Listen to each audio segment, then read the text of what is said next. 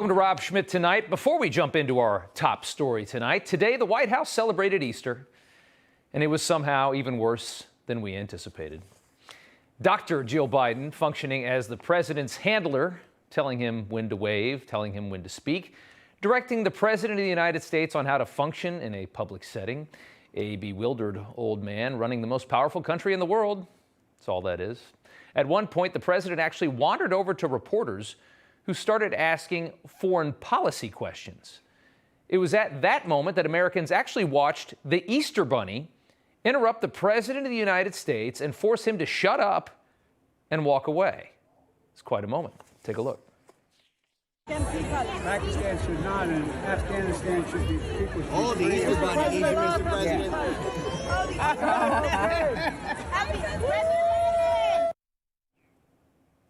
And there you have it. She just gets right up there.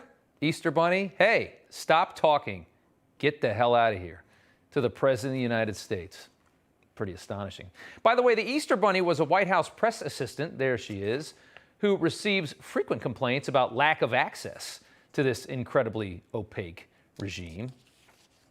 Not that anybody's surprised. The media paid no attention to this, however, just a clueless, bumbling leader of the free world who can barely function in public. No big deal. Everybody talk about something else.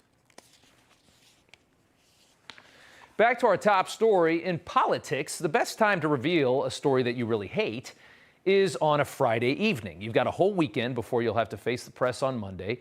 Undesirable stories are buried in what are called Friday night news dumps. And the story that the White House released this past Friday is hands down one of their most embarrassing. The White House is restarting oil and gas leases on federal lands. Now, if you've been paying attention, this is just a tremendous story. Yet again, a stupid decision based on virtue signaling has blown up in the White House's face, and they've been forced to acknowledge that pesky, real world that we all must live in. With gas prices soaring, the people who swear climate change will soon kill us all are suddenly opening up the spigots in an attempt to save their plummeting poll numbers. The very same people who said all of this. We need to phase out coal 5 times faster than we have been. I want you to look in my eyes. I guarantee you, we're going to end fossil fuel. A plan to secure carbon pollution-free electricity by 2035. We've got to invest in the sources of energy that will get us off of these volatile fossil fuels. Could they make it any more painfully clear how much they don't believe in this whole agenda? How the real agenda is just getting the right people rich? A lot of people are invested in green energy. That's what it's really about. How incredible is that to listen to? It was all just pandering to the far left, but now the ship is sinking. Screw the base, pump as much oil as we can, get the prices down, save the midterms, save 2024. The real priorities have now come to the surface. These are the people that we have let run our country. They make no decisions based on common sense or what might benefit you, the American people. Everything is either a political calculation or a plan for society dreamt up by ideologues who never really lived in the real world. And what this shows is just how careless they've become with the power that they hold over your life. Another bruising failure for the worst political administration in the history of this country, hands down. Today, the press secretary on the topic flat out lied. When asked about this jarring 180 that she hoped the media would have forgotten through their Easter egg hunts and everything else they did this weekend, no. Psaki claiming that the decision is tied to a lawsuit out of Louisiana.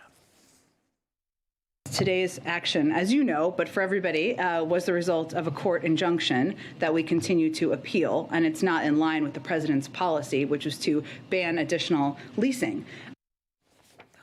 Lie, complete lie. The truth is that lawsuit was filed nearly a year ago. So if they were going to make that move because of the lawsuit, it would have happened a year ago.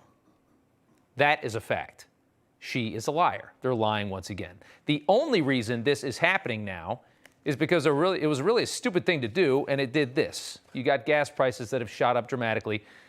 In a climate like this with energy around the world and all the problems that we have, we need to pump more oil, and they know it.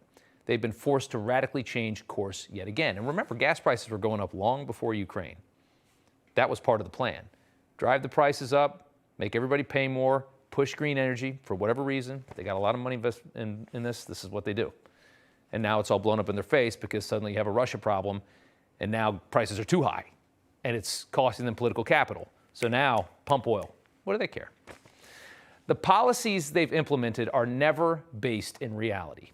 Defund the police, another great example of Democrats getting carried off into outer space, following the whims of the fools who control the social justice wing of their party. You remember statements like these.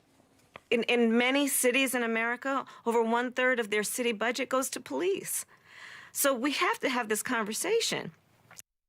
Remember Kamala's bail fund for the horrible people burning down American cities? How fast did they flip back from that one? Just like this. As soon as they realize Americans don't like watching their country burnt down and looted, and hundreds more dead kids in inner cities every single year, it was another 180. On immigration, with Title 42 now in the crosshairs, we can already see what the next White House flip will be. They're already about to make another terrible, idiotic decision, which is something they've done every single month or so since they got into the White House. They're about to do it again. The children in charge are about to start another huge fire as Republicans and even a lot of Democrats at this point are begging them to reconsider, but they're not going to. That's not how this administration works. First, they have to ruin everything, and then they have to figure out a way to fix it and scramble it. And meanwhile, you just have to deal with the consequences as the American people.